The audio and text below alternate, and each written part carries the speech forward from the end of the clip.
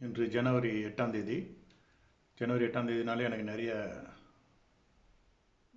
பேருடைய பிறந்தநாள்லாம் ஞாபகம் வரும்.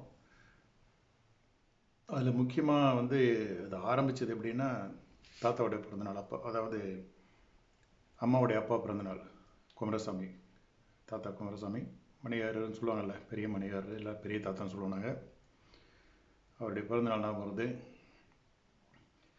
நம்ம நிறையா நிறையா கதை சொல்லலாம். ஏன்னா நம்ம பிறந்து வளர்ந்ததெல்லாம் அதே ஊர் தானே. அதனால் சின்ன பிள்ளைகள்லேருந்து அந்த நிறையா இருக்குது, சொல்கிறதுக்கு நிறையா இருக்குது. அது முக்கியம் கிடையாது. சில முக்கியமான நினைப்பு மட்டும் எனக்கு வருது. அது மனசில் எப்பயும் இருக்கும். நான் பைக் வாங்கினப்ப என் கூட பைக்கில் நிறைய சவாரி செஞ்சது பெரிய தாத்தாவும் ஒருத்தவங்க தான். சின்ன தாத்தாவும் பைக்கில் வருவாங்க. ஆனால் அவங்களுக்கு பயம், நடுக்கம். ஒருத்தர் கிட்டத்தட்ட பைக்லேருந்து கீழே விழுந்துட்டாங்க பண்ருட்டியில். நான் கிட்ட மெதுவாக போகும்போதுன்னு சொல்லுவாங்க. அப்படிங்கும்போது கீழே விழுந்துட்டாங்க. நல்ல வேலை எதுவும் அடிப்படலை சின்ன தாத்தாவுக்கு. ஆனால் பெரிய தாத்தா அப்படி கிடையாது. ஒரு மாதிரி என்ன சொல்கிறது, கொக்கி பிடி மாதிரி, அதாவது இடும்பு பிடி மாதிரி பிடிச்சாங்கன்னா அவ்வளோ ஸ்ட்ராங்காக பிடிச்சிப்பாங்க நம்மளை. அதனால் எவ்வளோ வேகமாக வேணாலும் போவாங்க, எவ்வளோ வேகம் போனாலும் என்ஜாய் பண்ணுவாங்க பைக்கில் போகிறத. அந்த நல்ல நினைவெல்லாம் ஞாபகம் வருது. அப்புறம் இன்னும் ஒரு முக்கியமான ஞாபகம் என்னென்னா, நான் 89 எலெக்ஷன் சேவல் சின்னத்தில் ஜெயலலிதா அணியில் பண்ருட்டி தொகுதியில். அடுத்தது 91 எலெக்ஷன் நிற்கிறேன். எலெக்ஷன் நின்று அந்த பிரச்சாரம் ஜெயலலிதா வரும்போது மணி காலையில் 4 ஆகிட்டுது.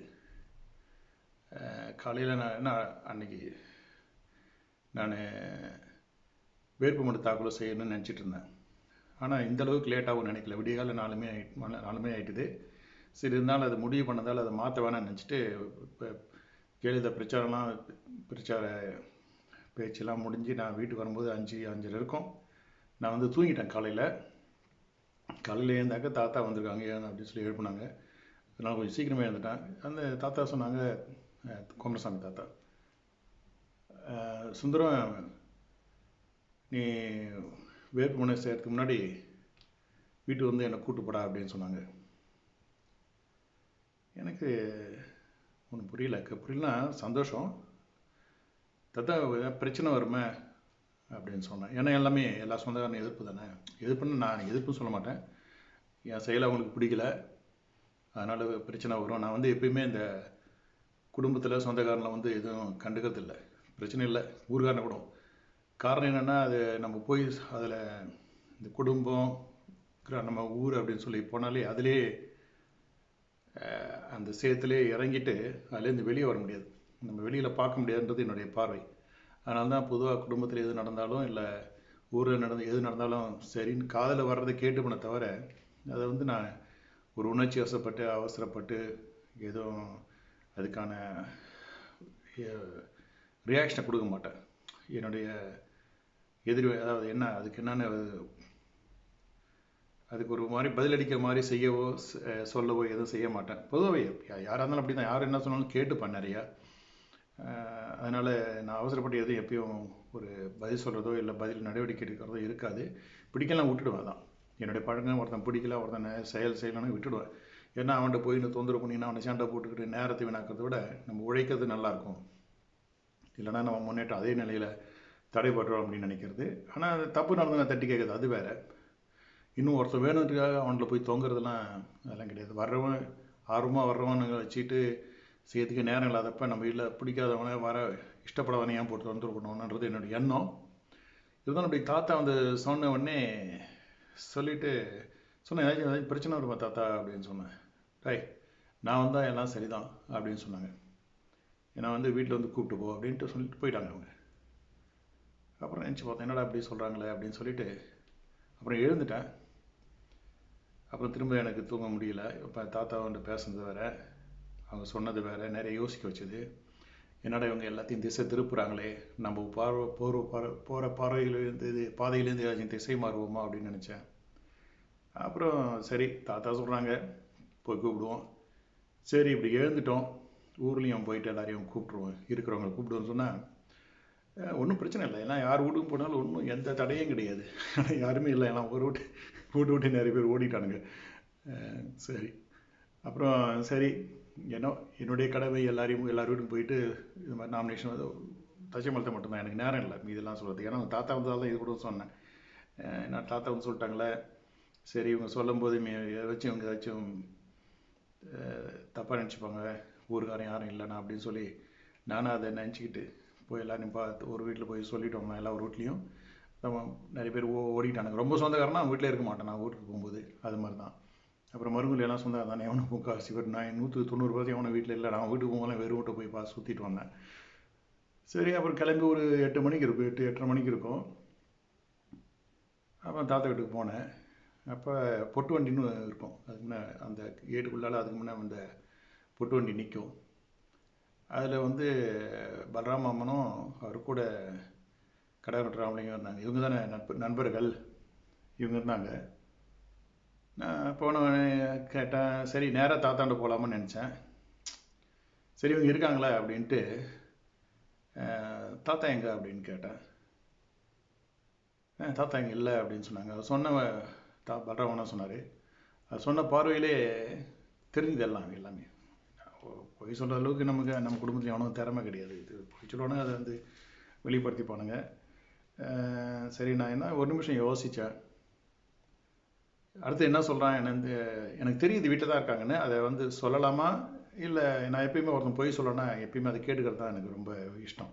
ஏன்னா எந்த அளவுக்கு பொய் சொல்லணும், எந்த அளவுக்கு போகிறானுங்க அப்படின்ட்டு தான் பார்ப்பேன் நான். இல்லை ஒருத்தவங்க இஷ்டப்படுறாங்கன்னா இஷ்டப்படாதாக்களும் நான் ஒன்றும் ஃபோர்ஸ் பண்ண மாட்டேன். அதனால் ஒரு முடிவுக்கு வந்தேன். அதான் என்ன எப்படி ஓடிச்சுன்னா, சரி இவனுக்கு எவனும் சரிப்பட்டு வர மாட்டானுங்க, அதாவது அப்படின்னு ஒரு முடிவு வந்துட்டேன். தாத்தாவை தவிர எவனும் நம்ம ஊரில் எவனும் சரிப்பட்டு வர மாட்டான் அப்படின்னு ஒரு முடிவு வந்துட்டேன். அதை உறுதிப்படுத்திக்கினேன். ஏதோ தாத்தா வந்து அவங்களா நினச்சி பார்த்து, ஏன்னா அவங்க எவ்வளோ எலெக்ஷனை பார்த்துட்டாங்க, குடும்பத்துக்குள்ளே எலெக்ஷனை பார்த்துட்டாங்க. அவங்களுடைய யதார்த்தம் அந்த பேச்செலாம் நிறைய வித்தியாசம். ஏன்னா நிறைய தாத்தாண்ட நிறைய சில விஷயங்களை பேசியிருக்கிறேன். அவங்க ஆலோசனை சொல்லலாம் நிறைய கேட்டிருக்கிறேன். அதெல்லாம் நிறைய பயனுள்ளதாக இருந்தது. அதில் வந்து சந்தேகமே கிடையாது. அரசியலுக்காக கிடையாது, நிறைய விஷயத்தில்.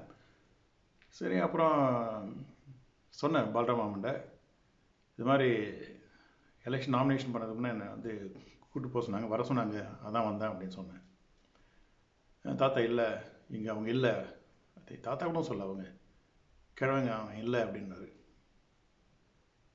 சரி சூடு ஏறுது வார்த்தைகள் அப்படின்னு நினச்சிட்டு ஒரு நிமிஷம் நினச்சி பார்த்தேன். நம்ம வந்து இன்றைக்கி நாமினேஷன் வேட்புமனு தாக்கல் செய்ய போகிறோம்.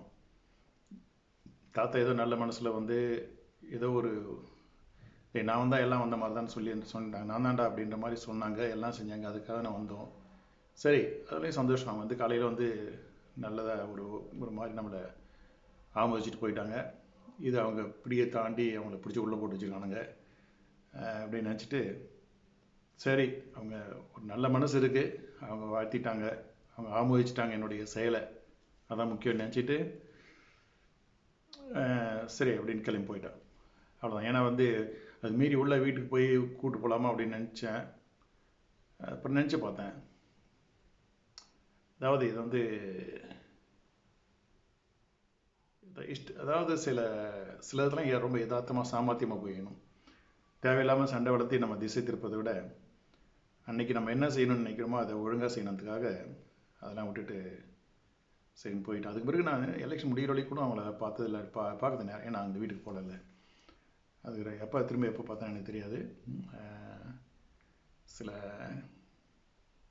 நினைவுகள் அதான் எதுக்கு சொல்ல வரேன்னா, அந்த தொலைநோக்கு பார்வையோடு உள்ள ஒரு நல்ல தாத்தா, அவனுடைய பிறந்தநாள் அதை நினைக்கும் போது கொஞ்சம் பழைய நினைவெல்லாம் வந்து சந்தோஷமாகவும் இருக்குது. எங்களை ஷேப்பப் பண்ணுறதுக்கும் எங்களை நாங்கள் உருவாக்குறதுக்கும் ரொம்ப உதவியாக இருந்தாங்க. தாத்தான்ற முறையில் மட்டும் இல்லை, நம்ம மருமகளில் பள்ளியோடலாம் இருந்தால் தான் நாங்களாம் நல்லா படித்து வந்தோம். அந்த அப்போயே சொல்லியிருக்கிறோம், அந்த வீட்லேயே கூட அப்போ லைப்ரரி இருந்தது. அவங்க வீட்லேயே ஒரு பெரிய அறையில் இந்த லைப்ரரின்னு ஒரு இடம் வரத்துக்கு முன்னாடி நினச்சி பெருமைப்படுறேன், சந்தோஷப்படுறேன். நிறைய ஒரு நல்ல அது மாதிரி தாத்தா, எனக்கு 2 தாத்தா வேணும். எங்கள் அப்பாவுடைய தாத்தாவும் நல்ல தாத்தா தான். எனக்கு நிறைய ஊரில் எல்லாமே நல்லவங்க தான், அதெல்லாம் சந்தேகம் கிடையாது. பல அனுபவங்கள், நல்ல அனுபவங்கள் தான். அதெல்லாம் நினச்சி பார்க்கும்போது கொஞ்சம் சந்தோஷமாக இனிமையாக தான் இருக்குது. அந்த தாத்தாவோட பிறந்தநாளை நான் எப்பயுமே நினைப்பேன். அதான் ஜனவரி 8ஆம் தேதி. அவங்க செஞ்ச பணியால் தான் மருங்கூர் நல்லா இருக்கு இன்னமும். அதனால் நம்ம அதை பயன்பெற்று நல்ல ஒரு ஆரோக்கியமான வாழ்க்கையை, நல்ல தரமான வாழ்க்கையை, தரமான ஊரை உருவாக்கி வாழ்வோம். அந்த அந்த நல்ல மனிதனை நினைச்சு இன்னைக்கு பெருமைப்படுறேன்.